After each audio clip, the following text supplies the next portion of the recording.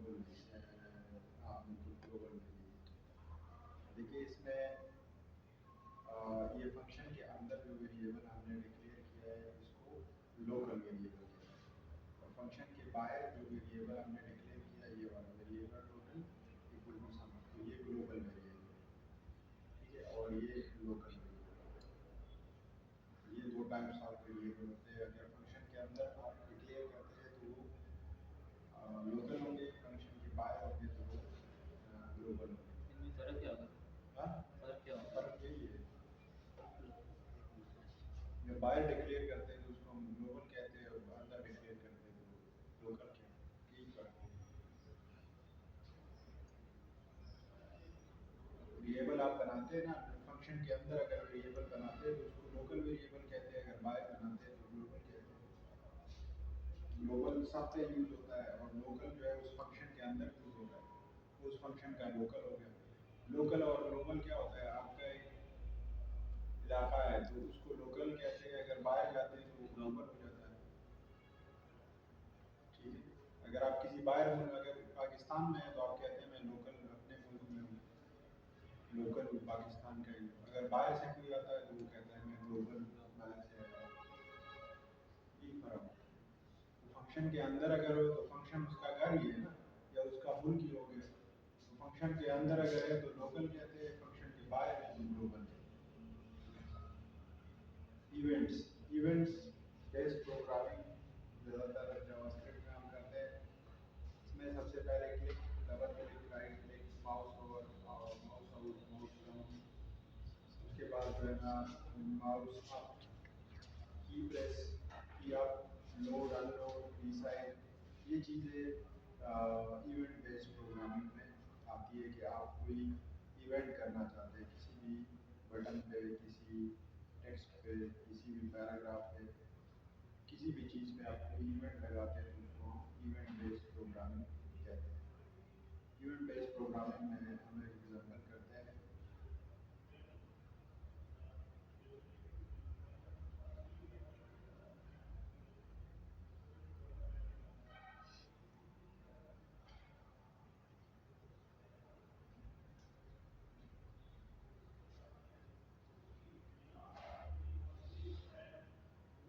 अच्छा, event based programming functions के ज़रिए भी कर सकते हैं, फंक्शन के अलावा भी आप कर सकते हैं, ठीक है।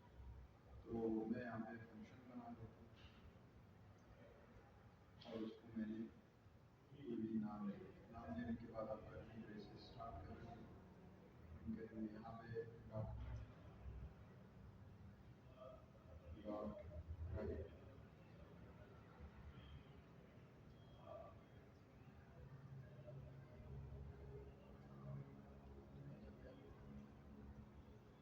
अच्छा अब मैं यहाँ पे बॉडी में आता हूँ, यहाँ पे एक बटन बनाता हूँ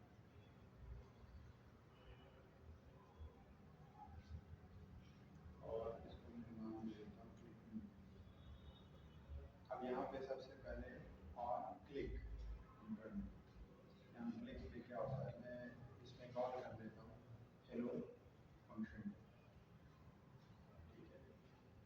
अब जैसे ही मैं इसको रिफ्रेश करूँगा इस पेज को, ये मेरा पेज यहाँ पे बन गया, इसने यहाँ पे बटन भी दिया, इस बटन पे जैसे ही मैं क्लिक करूँगा तो उसने वो फंक्शन परफॉर्म करके पूरी हो गया, ठीक है। तो इसको कहते हैं इवेंट बेस्ड प्रोग्रामिंग, क्या event based programming.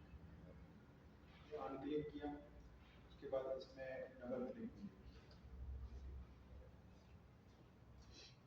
Double click, अगर आप इसके ऊपर एक क्लिक करेंगे तो नहीं जाएगा, लेकिन अगर आप डबल क्लिक करेंगे, ये टेक्स्ट पे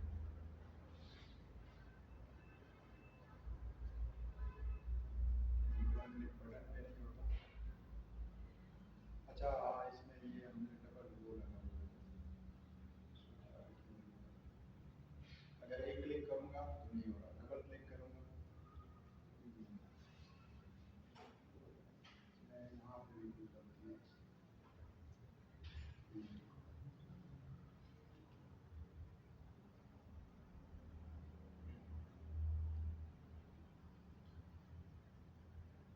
है।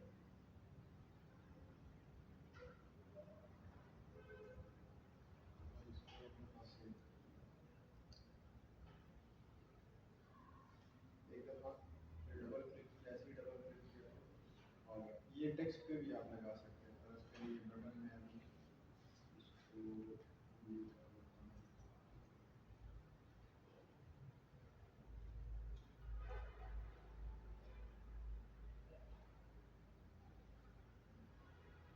कमेंट कैसे लगा जाता है? स्टैटिक से स्टैटिक से कुछ नहीं करता, एक नीचे जावास्क्रिप्ट में HTML में कैसे?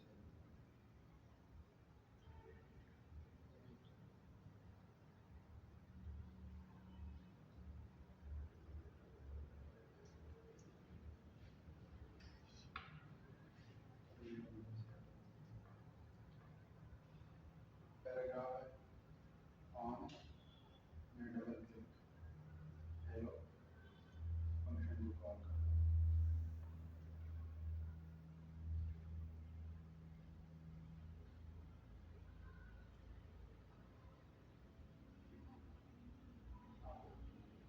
ये डबल जैसे ही डबल क्लिक करते हैं ये होगा, तो ये डबल क्लिक का यूनिट है। इसी तरीके से इसमें माउस ओवर है, अगर ऑन माउस आप लिखेंगे ऑन माउस ओवर, जब माउस ओवर हो जाए जैसे ही मैं इसके ऊपर माउस लेके आऊंगा तो ये नहीं, जैसे माउस ले आया तो वो इसने वो राइट कर दिया। अच्छा, उसके बाद माउस डाउन है, माउस अप है, माउस, ये सारे फंक्शन हैं, इसको फिर आप प्रैक्टिस करें और देखें, ठीक है। की प्रेस है, ये सारी चीज़ें ये फिर आप देखें। उसके बाद ये उस इवेंट्स के नाम हैं कि आप कैसे लिखेंगे। क्लिक के लिए ऑन क्लिक लिखेंगे, डबल क्लिक के लिए ऑन BBL क्लिक लिखेंगे, राइट क्लिक के लिए on context menu, mouse over के लिए on mouse inter, mouse out के लिए on mouse out, mouse down के लिए on mouse down, mouse up on की प्रेस, जबकि कोई की प्रेस हो, जैसे स्पेस आप प्रेस करें, तो जैसे ही आप स्पेस प्रेस करें तो आप देखिए यहाँ पे मैं अगर ऑन की प्रेस तो ये फंक्शन काम होगा। अब जैसे ही मैं इसको रन करूंगा तो कुछ नहीं होगा, लेकिन जैसे ही मैंने ऑन की प्रेस ठीक है।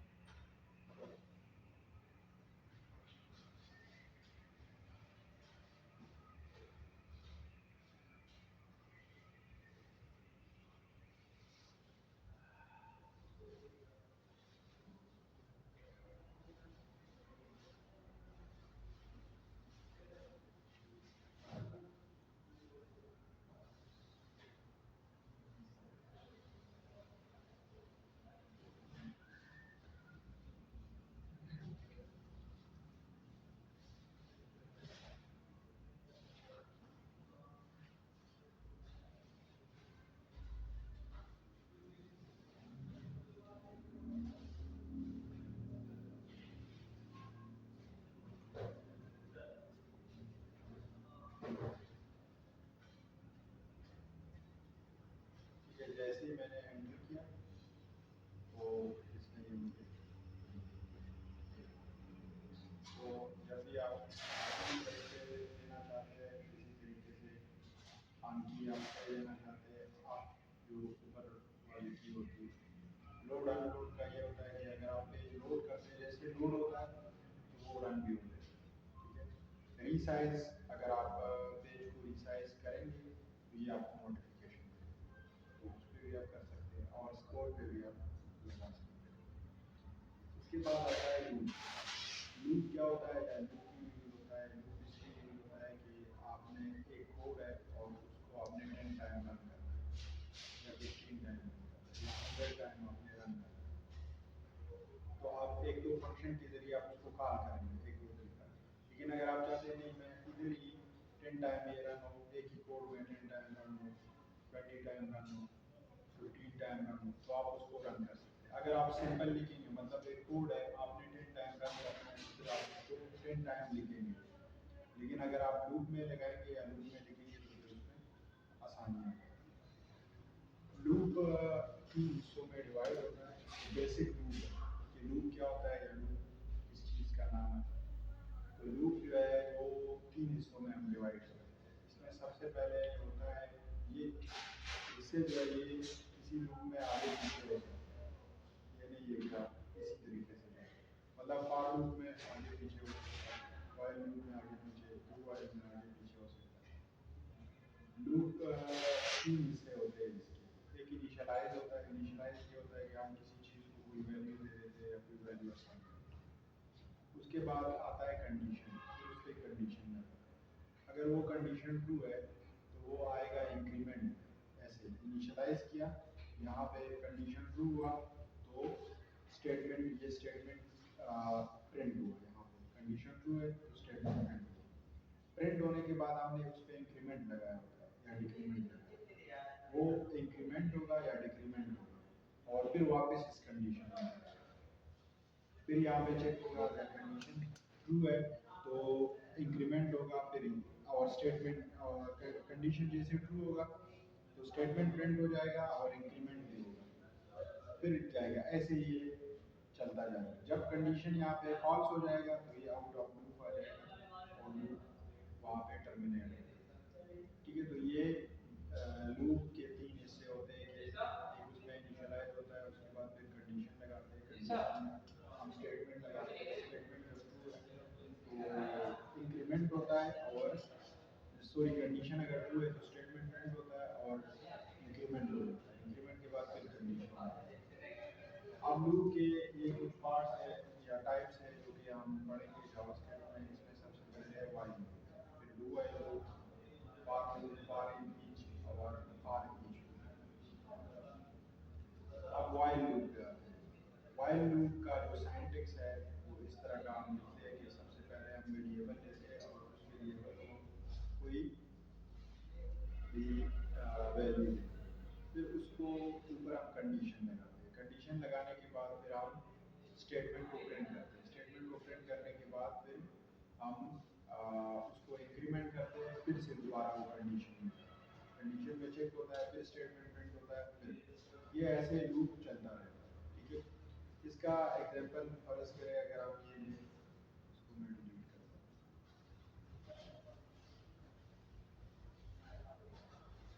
मैंने लिखा वेरिएबल a इक्वल टू 1। ठीक है, अब यहाँ पे मैं लिखता हूँ वाइल, वाइल में हम कंडीशन है कि a इज लेस देन और इक्वल टू 10। जब a लेस होगा या इक्वल होगा 10 के तो आपने ये प्रिंट करना है।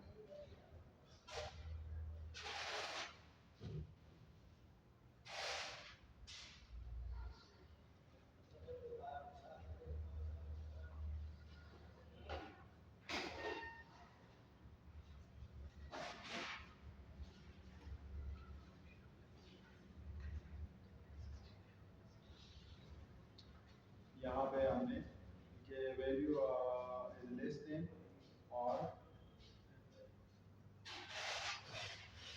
इक्वल टू 10 ब्रैकेट क्लोज किया। अब मैं उसको इंक्रीमेंट करूंगा तो a equal to a plus 1।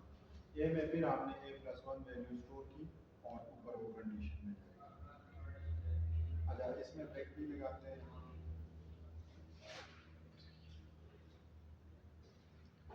अगर इसको मैं रन करूंगा the value of a is less then, ये 10 टाइम प्रिंट होगा।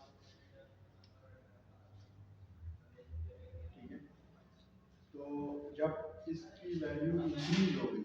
देखिए इसने इसमें वैल्यू 10 आ गया, value is less than or equal to 10, तो कंडीशन ट्रू हो गया। 10 is less than or equal to 10, तो कंडीशन ट्रू हो गया। यहाँ पे डॉक्यूमेंट प्रिंट हो गया। फिर इसमें एक वैल्यू ऐड हो गई, ए 10 प्लस 1 11 हो गया। 11 ए में स्टोर हो गया, यहाँ पे गए कंडीशन में 11 is less than or equal to 10, अब कंडीशन क्या होगा, फॉल्स हो गया। 10 तक ये प्रिंट हो जाएगा। जब कंडीशन फॉल्स होता है तो उसके बाद कोड आपका टर्मिनेट हो जाएगा। ये है फॉर लूप, इसको हम कहते हैं फॉर लूप।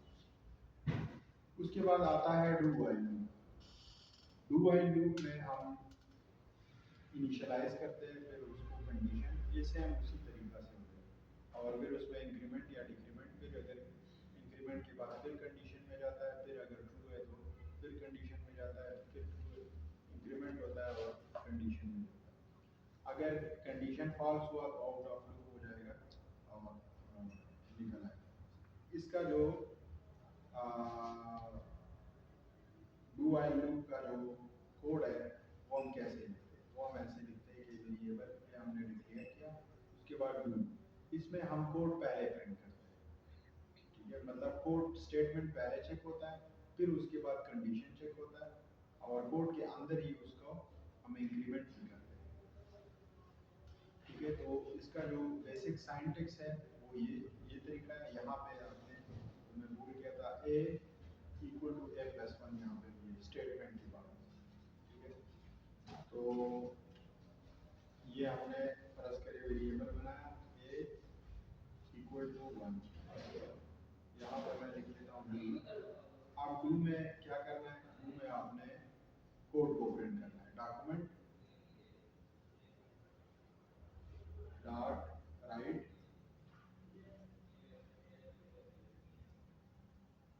हेलो हेलो, और ब्रेक कर देता हूँ, ब्रैकेट क्लोज किया। अच्छा, अब ए इक्वल टू ए प्लस 1, ठीक है, और यहाँ पे मैं वाइल कंडीशन, कंडीशन ये कि A is less than or equal to,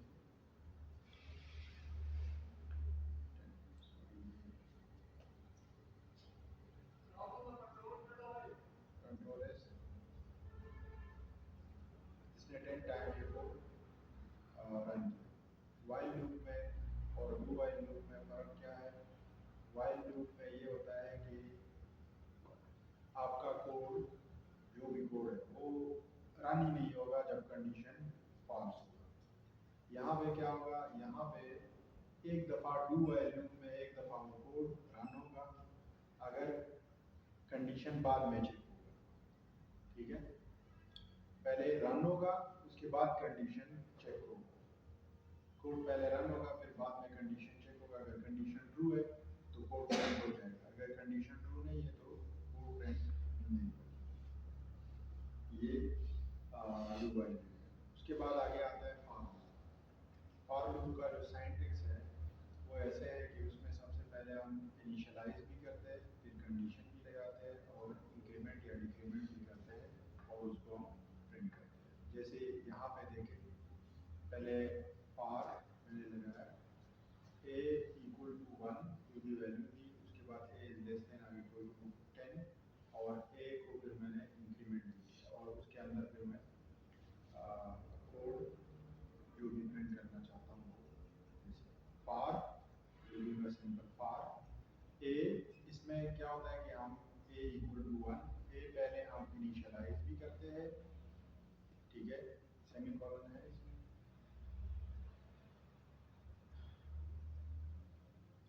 उसके बाद ए इज लेस देन और इक्वल टू 10, उसके बाद ए प्लस प्लस ब्रैकेट क्लोज और कर्ली ब्रेसेस में डॉक्यूमेंट डॉट राइट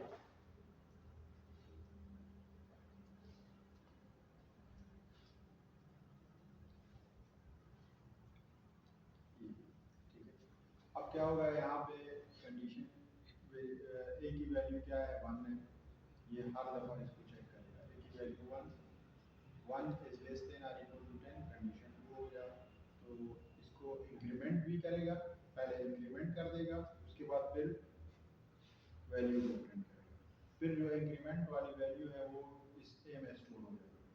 तो यहाँ पे ए इक्वल टू 2 हो जाएगा और 2 is less than or equal to 10, फिर भी ये कंडीशन 2 हो गया, फिर इंक्रीमेंट हो गया।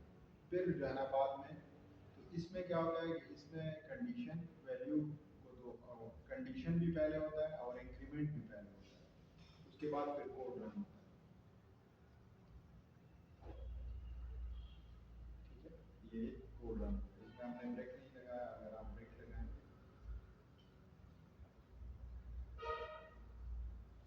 तो ये सारे लूप्स थे जो कि हमने पढ़े, और लूप, while लूप और do while। इस पर प्रैक्टिस करें, इसका साइंटेक्स याद करें। और इसके अलावा हमने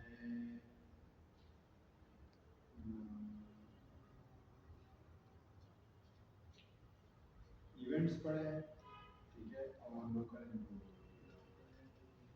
इवेंट्स